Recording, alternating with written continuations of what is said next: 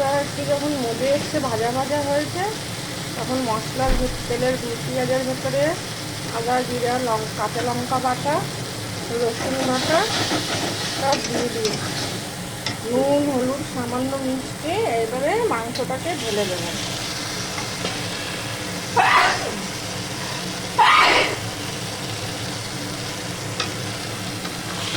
মাংসটাকে ঢেলে দিয়েছি। এবার মশলাটাকে টমেটো দেওয়া হচ্ছে, ছোটো ছোটো করে পাতলা পাতলা করে কেটে। টমেটোটা একটুখানি ডিস্টার্ব আছে। ঠিক আছে বন্ধুরা, মাংসটা করি এবারে। ঠিক আছে, আসবে খাসির মাংস খেতে। আমি মাংস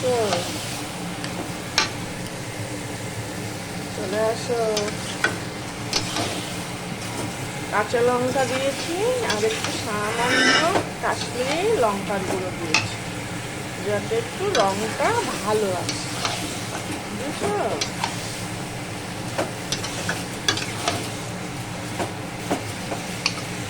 এবার ভালো করে কষাবো, মন ধরে মাংসটা যত কষাবো তত মাংস সুস্বাদু।